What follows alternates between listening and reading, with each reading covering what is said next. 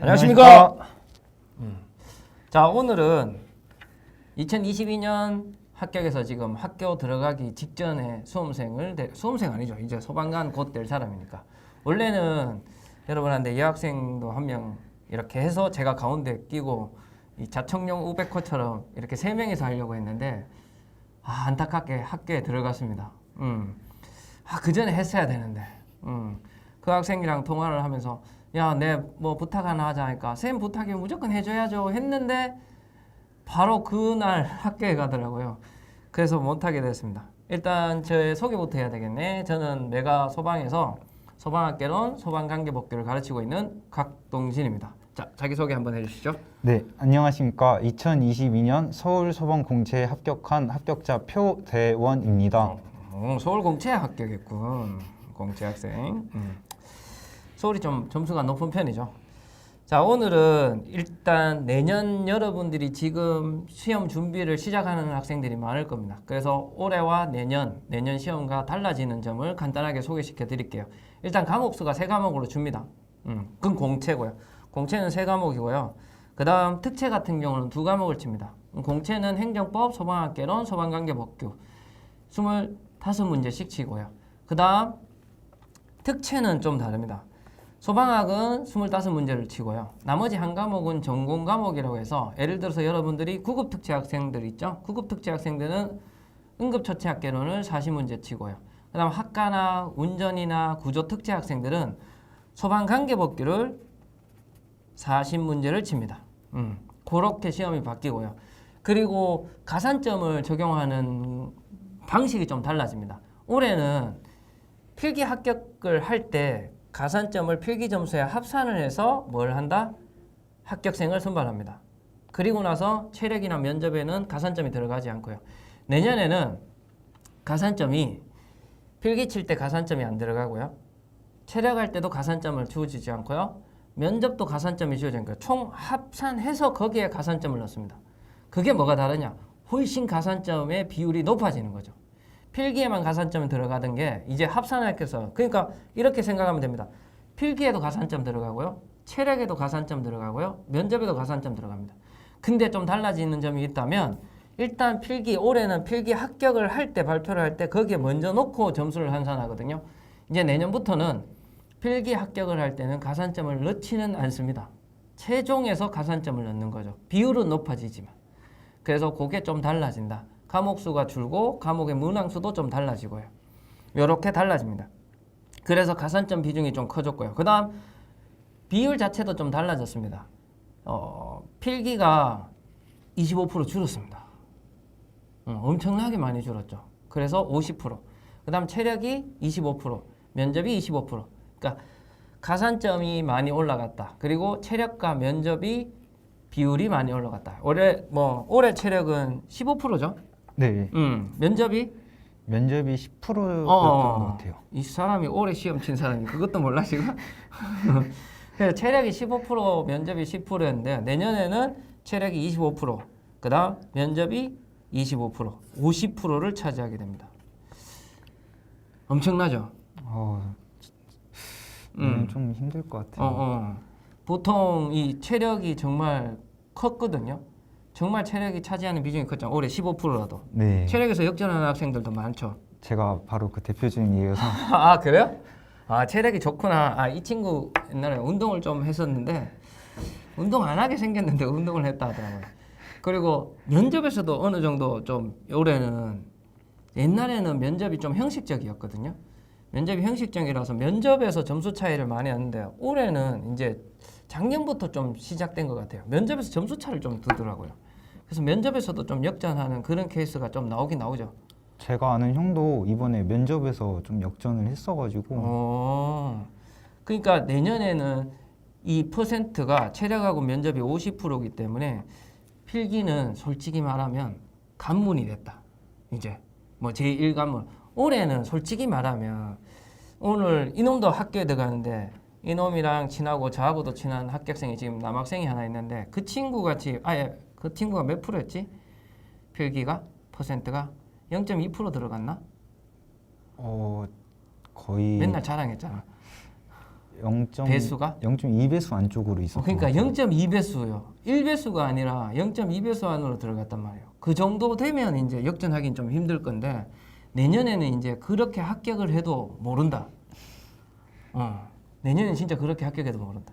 그래서 시험 제도가 많이 달라지니까 시험 제도에 대해서 특히 여러분 공부 시작하기 전에 가산점은 이제 필수입니다. 그래서 지금 시작하려고 이 영상을 보시고 계신 분들은 꼭 가산점부터 따라. 아셨죠? 자, 그러면 어느 정도 공부를 했습니까? 저 같은 경우에는 이제 작년 7월부터 공부를 시작해가지고 올해 4월 시험 쳐서 최종 합격을 했으니까 거의 9개월 정도 공부를 했던 것 같아요. 오, 이런 케이스가 많이 없습니다, 여러분. 정말 열심히 했다는 거죠. 제가 옆에서 봤을 때도 정말 꼼꼼하고 열심히 공부하는 스타일이었거든요. 그래서 야, 그 정도면 정말 대단한 거다. 점수를 물어봐도 됩니까? 자, 점수 물어보는데 이제 영어 필요 없잖아, 우리. 죄송합니다. 영어 교수님들한테 저는. 그러면 행정법 행정법 총론은 80점 맞았어요. 80점요. 소방학 소방 학계로는 75점 맞았어요. 죄송합니다. 75점. 근데 여러분 참고로 제가 잘 못 가르친다고 또 오해할 수 있는데 올해 소방학계로는 70점이면 합격 점수입니다. 좀 특이한 케이스. 올해가 아마 역대급 그런 말 많이 들었죠. 문제 풀면서 학생들이 대부분 시험 친 학생들도 치고 나서 소방학이 개떡같이 나왔다. 거의 99%가 다 그렇게 말을 했어요. 맞죠. 그래서 올해는 제가 소방학 개론 합격 점수를 70점으로 봤습니다. 70점 넘으면 합격하는 정도. 여학생들 한 75점? 뭐 요 정도. 어쩔 수 없이 너무 어렵게 나와서 그 정도만 해도 뭐 잘했다고 볼 수 있습니다. 그럼 소방관계법규는 몇 점 맞았습니까? 소방관계법규는 95점 맞았습니다. 누가 가르쳤습니까? 소방관계법규도 내가 이 친구한테 농담삼아 그랬거든요. 법규를 너무 열심히 해서 니는 법규가 좀 어렵게 나와야 유리하다. 근데 역대급으로 어렵게 나온 건 작년이고 올해도 작년보다는 조금 쉬웠지만 법규 자체가 쉬운 문제는 아니었습니다. 어려웠습니다. 그래서 한 과목을 95점 치주니까 그래도 좀 합격할 수 있는 점수가 나왔다는 소리네. 나머지 과목은 묻지 않겠습니다. 왜? 내년부터 없어지니까. 그래서 행정법이 80점, 소방학개론이 75점, 소방관계법규가 95점.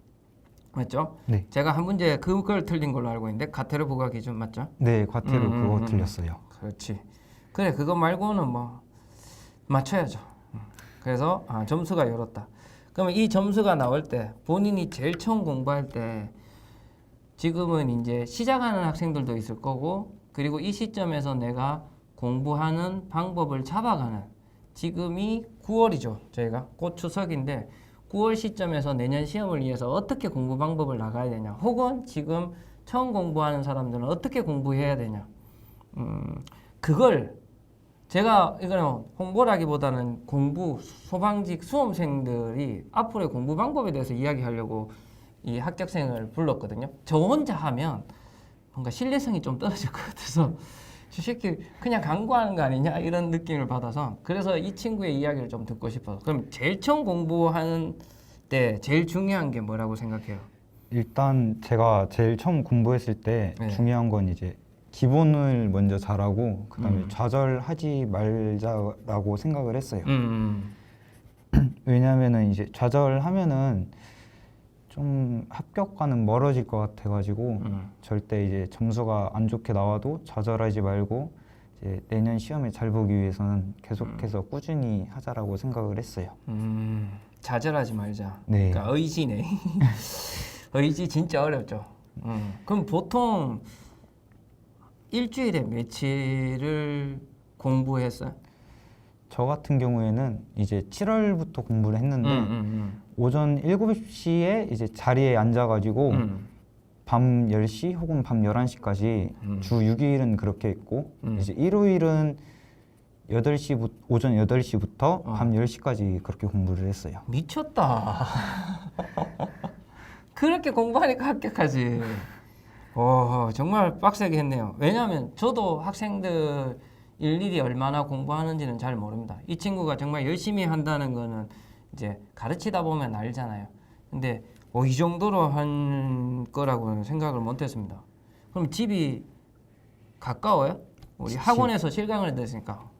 집은 이제 학원까지 한 3, 40분 정도 걸렸던 것 같아요. 근데 그 시간에 매일 나오고 매일 나갔다는 거죠. 네. 안 피곤했어요? 피곤해도 이제 내년 시험 이제 올해 시험이었으니까 올해 시험에서 후회하기가 싫었어가지고 피곤해도 계속 참고 이제 지속적으로 꾸준히 공부를 했던 것 같아요. 여기서 참고로 좀 말씀드리자면 남학생들은 기본적인 체력이 되는 친구들은 그래도 좀 버틸 수 있거든요. 여학생들은 제가 그런 상담도 정말 많이 받거든요. 체력적으로 문제가 되는 거. 아프다. 난 더 공부하고 싶은데 겨울 되면 감기 걸린다. 그래서 제가 좀 농담 아닌 진담, 진담 아닌 농담으로 뭐랬냐, 약발로 버텨라. 지금 뭐 시험 칠 때까지 그러니까 영양제라든지 뭐 홍삼이라든지 몸에 좋은 걸 좀 많이 챙겨 먹어라. 그래야지 본인은 의지가 있는데 체력적으로 딸리면 공부하기가 좀 힘들어지거든요. 근데 이 친구는 좀 튼튼하거든요. 그래서 아마 그 체력이 좀 받쳐준 게 아닐까라는 생각이 듭니다. 아무튼 야 대단하다. 이거를 이 정도 했다는 건 정말 대단한 것 같습니다. 자 그러면 이제 뭐 행정법은 제가 조언할 수 있는 게 아니니까 소방학이랑 소방관계법규 세 과목 중에 두 과목을 이제 공부 방법에 대해서 본인은 이제 제가 학생들한테 질문을 미리 받아보니까 공부 방법이라든지 혹은 커리를 어떻게 따라가야 되는지 그러면 커리를 다 따라가야 되는지 커리가 그렇게 중요한지 뭐 이런 것들도 질문을 많이 하더라고요. 소방학과 소방관계법규를 일주일에 어느 정도 공부했고 또 어떤 커리를 따랐고 뭐 방법 뭐 이런 것들을 간단하게 좀 이야기해 봐줘요.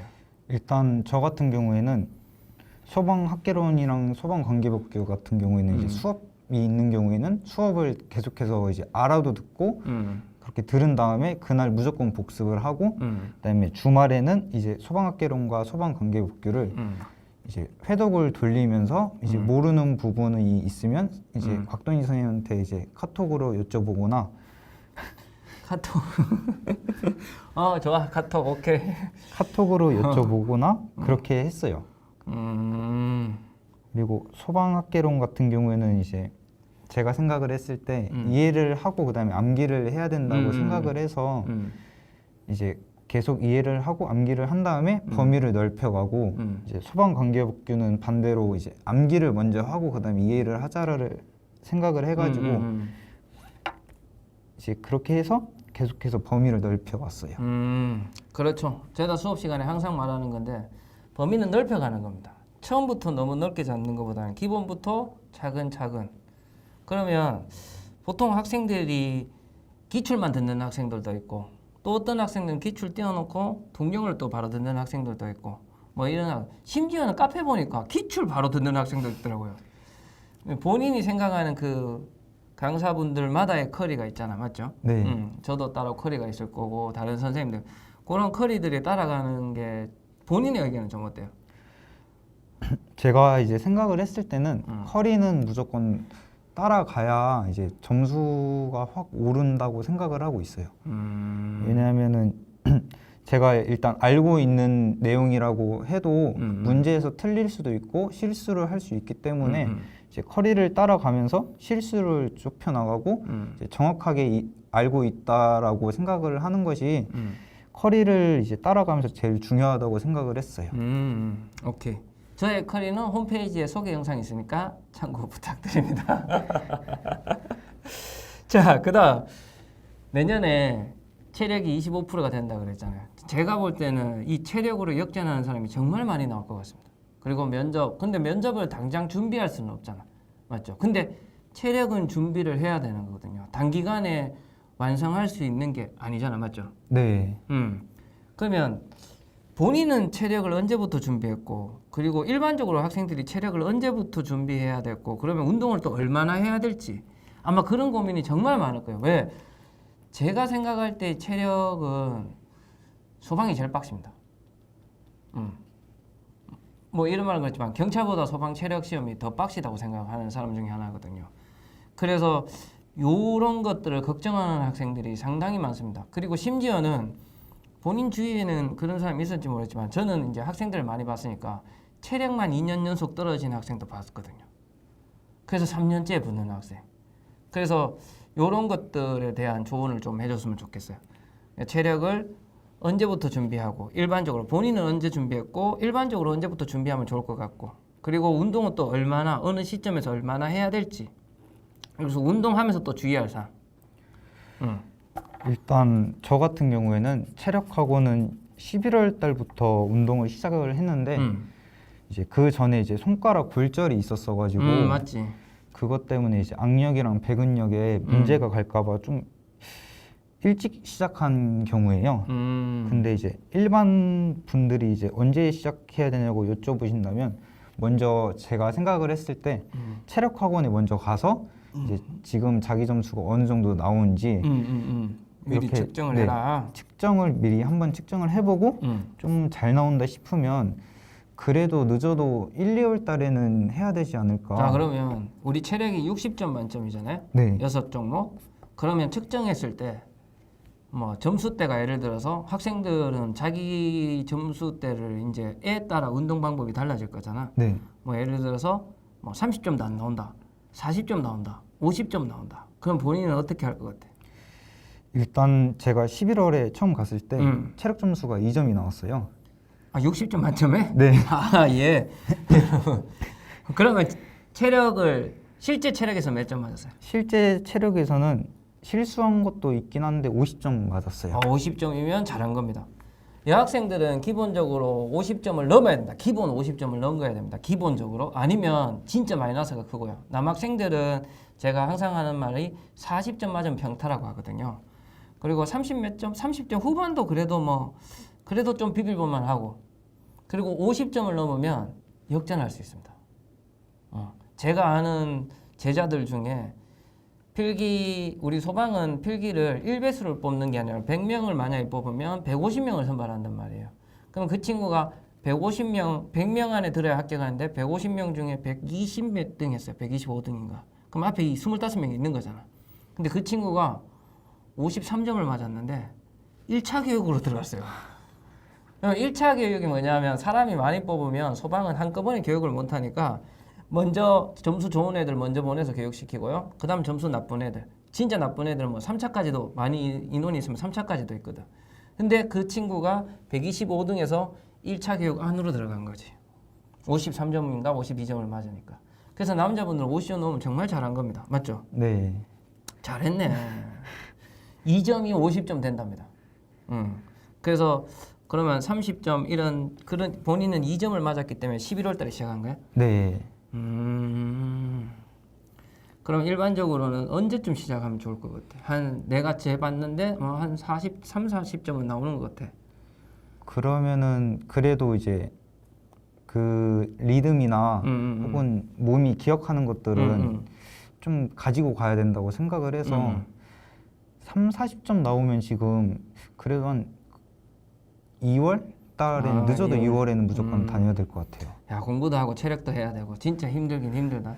그러면 또 공부에 방해가 되면 안 되잖아. 네. 그러면 어느 정도 시간을 투자해야 되는지. 저 같은 경우에는 이제 체력 학원을 다녔는데 거기서 이제 주 3회 주 2시간 정도. 주 3회 2시간. 주 3회 2시간이면 가까운 곳에 갔겠네. 체력 운동은. 네, 학원 근처에서 운동을 그래야 했었어요. 시간을 최대한 전략을 해야 되니까. 네. 오케이. 여러분 체력은 이렇게 준비하시면 됩니다. 자격증은 이제 의미가 없는 게 시작하기 전에 분명히 시작하기 전에 하면 너무 좋고요.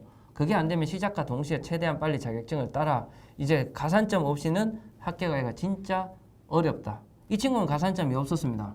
맞죠? 네. 가산점 없이 합격했습니다. 잘했는 거죠. 근데 올해는 남학생들은 가산점 없는 친구도 더 많았잖아. 네. 맞죠?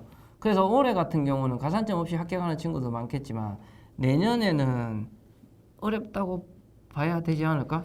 왜냐하면 가산점이 5점이 쉽게는 아니지만 5점까지 딸 수 있는 방향도 열렸고 그런 것들은 학원에 문의를 해보시면 충분히 상담을 해드릴 거니까 상담해 보시면 됩니다. 그게 가산점 5점을 만들 수 있거든. 그럼 5점을 만들면 본인이 생각해도 그렇잖아. 체력, 면접, 필기에 다 5점이 다 들어간대. 그러면 무조건 그거 맞죠? 만들 것 같아요. 그래서 무조건 따셔야 됩니다. 알았죠? 옛날 뭐 올해와 똑같은 제도면 가산점에 대한 이야기를 남자는 몇 점, 뭐 여학생들은 몇 점 이렇게 이야기를 하겠지만 이제 제도가 가산점 제도가 바뀌었으니까 여러분들은 무조건 따십시오. 가끔 남학생들은 이런 질문을 합니다. 저는 4점인데 1점을 채울까요 말까요? 그거는 좀 고민해 보셔도 됩니다. 지금 시기에 따라 내가 아직까지 어느 정도 여유가 있다면 5점 채우라고 하고 싶고요.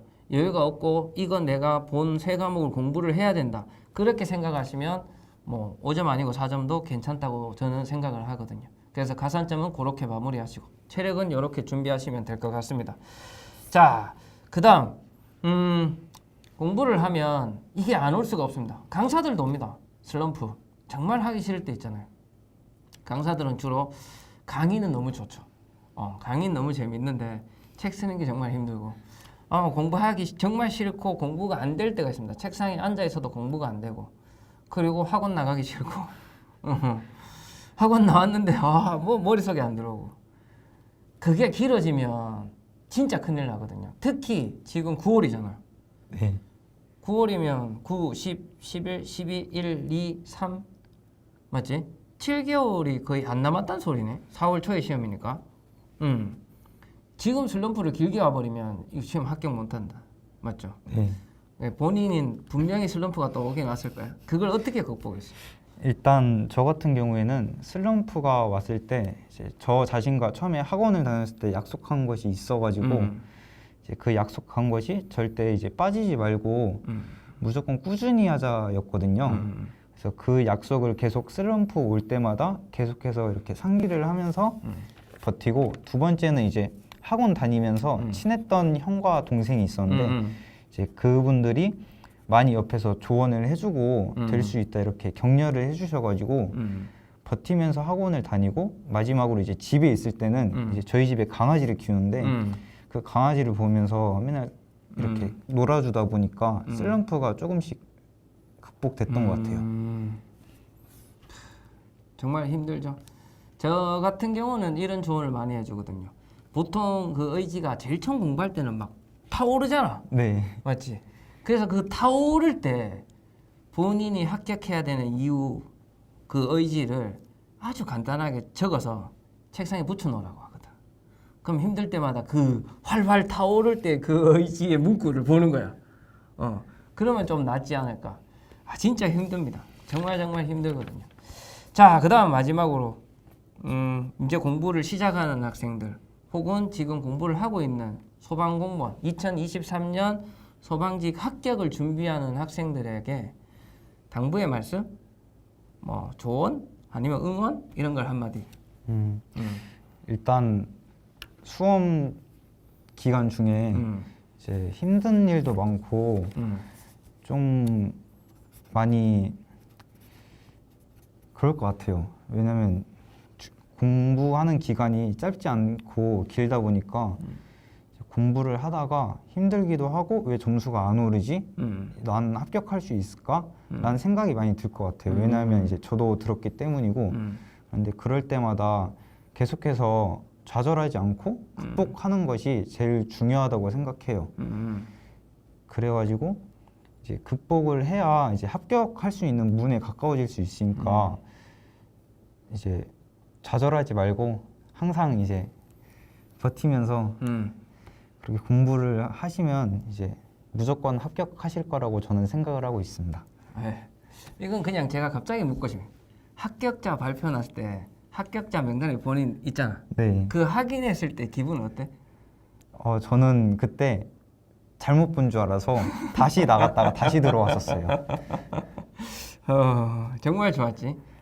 그때 진짜 울 뻔했어가지고 바로 일단 강아지 데리고 산책 한번 갔다 왔어요.